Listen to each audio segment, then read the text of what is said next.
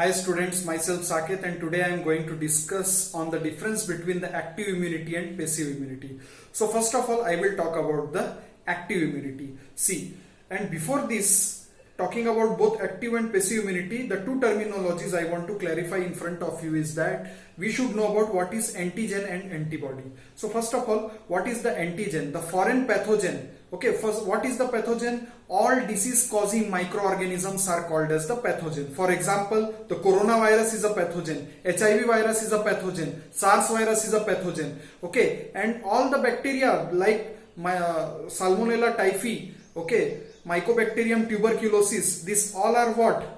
Pathogens. So all disease causing microorganisms are called as pathogen, and they are also called as the antigen. So pathogen and antigen both are same thing. Clear? What is the antibody? See, in our blood there is one type of WBC is there, that is called as the B lymphocyte, and B lymphocyte produces the antibody. Antibodies are also called as the immunoglobulin. So antibodies are produced by the B lymphocyte. Okay, and antibodies are the chemical which are made up of glycoprotein, glucose plus protein, that is called as the glycoprotein. Okay, and what is the function of antibody? To kill the foreign pathogen or to kill the foreign antigen. So antibody is the enemy of what? Antigen.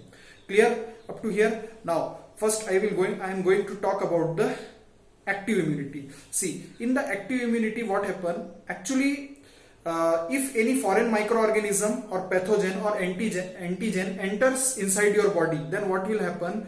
When it comes in contact with the B lymphocyte present in your blood, then B lymphocyte get activated and it start produce an army of protein called as the antibody, and that antibody kills that foreign antigen. Okay, so this is the mechanism of what? Active immunity. See, the active immunity, it takes time to develop.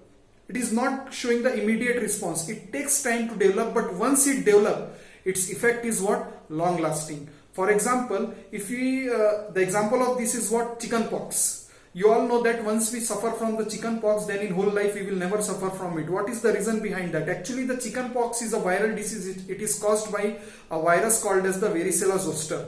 Okay, so what happened when the first time the varicella zoster attacks on our body, then at that time our body is showing very weak degree of response, that is called as the primary response, and because of that primary response which is very weak, we fall sick, we suffer from the chicken pox. But at that time the B lymphocyte which is present in our blood, they start preparing what?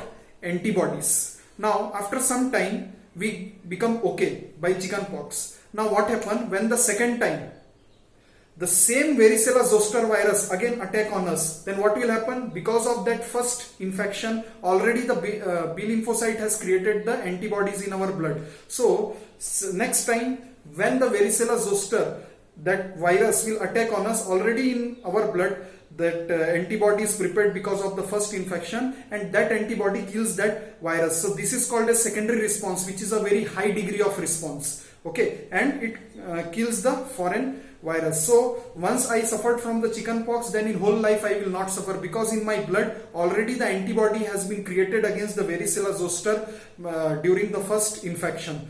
Clear? So this is what? Active immunity. And one more thing I want to tell you, the immunity which is developed because of the antibody is called as the antibody mediated immunity or humoral immunity. Why it is called as humoral immunity? The word humor means what? It is a liquid. Okay, and it is a humor means fluid, and the main fluid of our body is what? Blood. Since the antibodies are found in our blood, why? Because B lymphocyte is a WBC which is also found in our blood. That's why antibodies are found in our blood. Hence this type of immunity is called as what?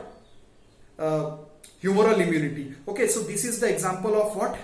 Active immunity. And one more example I want to tell you. If you want to develop the active immunity, you can do the vaccination also. In vaccine, what they are doing, they are taking either the very small quantity of live pathogens, or inactivated, attenuated pathogens, or killed pathogens, dead body of pathogens, that is injected into the body. Okay, now what happened? Our body immune system think that yes, really some foreign pathogen has attack on us, and it start preparing the antibody in the blood. B lymphocyte of our body start preparing the antibody in the blood. Now what happened? After some time the real pathogen attack on us, At that time what happened, because of that vaccine already antibodies prepared in our blood, then when the real pathogen will come and attack on us, in our blood already antibody is there and that will get killed and we will become safe. This is the vaccination, okay, by which method? Active. So active immunity, these all are the examples. Okay, now next I am going to talk with you about the passive immunization. What is the passive immunity? Actually, in the passive immunity what happen? Passive immunity, as I have told you, in active immunity it takes time to develop, but once it develops, its effect is what? Long lasting. For example, once chickenpox takes place, antibodies created, now whole life, long last, that immunity is developed in me. Clear? Now I am going to talk about the passive immunity. What is the passive immunity? In the passive immunity, the ready-made form of antibody which is prepared outside in some laboratory and all, that is injected into the body of patient for the immediate response. See, the passive immunity is what?